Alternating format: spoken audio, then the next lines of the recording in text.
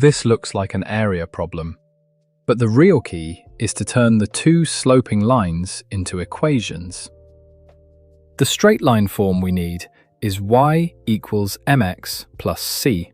Here, m is the gradient, c is the y-intercept, y is the y position, and x is the x position.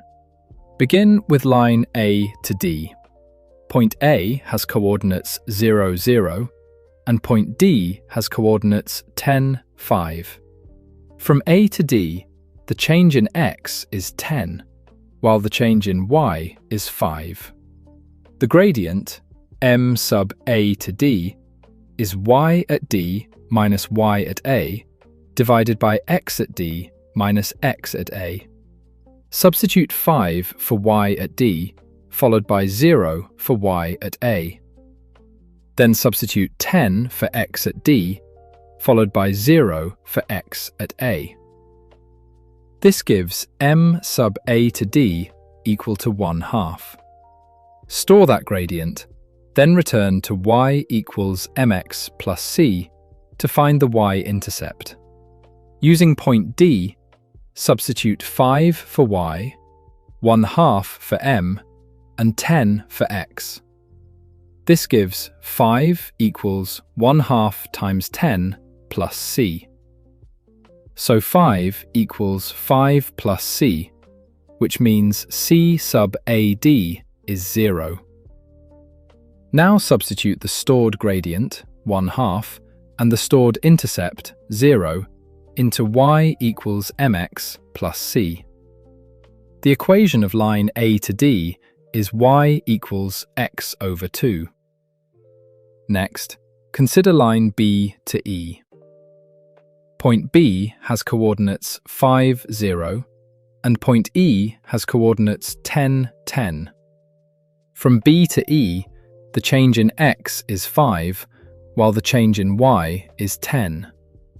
The gradient, m sub BE, is y at E minus y at B, divided by x at E minus x at B. Substitute 10 for y at E, followed by 0 for y at B. Then substitute 10 for x at E, followed by 5 for x at B. This gives m sub B minus E equal to 2. Store that gradient, then use point B to find the y-intercept. Substitute 0 for y, 2 for m, and 5 for x. This gives 0 equals 2 times 5 plus c. So 0 equals 10 plus c, which means c sub BE is negative 10. The extended line therefore meets the y-axis at negative 10. Now substitute the stored gradient, 2, and the stored intercept, negative 10, into y equals mx plus c. The equation of line BE is y equals 2x minus 10. Now, the two stored equations can do the job they were built for. At point P, both lines have the same y value, so set their equations equal. Take x over 2 from line A to D and set it equal to 2x minus 10 from line B to E. This gives x over 2 equals 2x minus 10. Rearranging gives x equals 4x minus 20, followed by 3x equals 20. Therefore, the x-coordinate of point P is 20 over 3. To find the y-coordinate, return to y equals x over 2. Substitute 20 over 3 for x.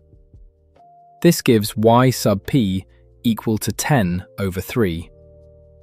So point P has x-coordinate 20 over 3 and y-coordinate 10 over 3. Once P is fixed, the area calculation is much shorter. For triangle BCP, the base BC is 5, and the perpendicular height from P to BC is 10 over 3. Use A1 equals 1/2 times b times h. Substitute 5 for b, followed by 10 over 3 for h. This gives a1 equal to 25 over 3 square units. Line PC is the mirror line, so triangle BCP reflects onto the identical triangle PCD. The shaded area is therefore 2 times A1. Substitute 25 over 3 for A1. The shaded quadrilateral has an area of 50 over 3 square units. So coordinate geometry locates the height, and symmetry completes the area calculation.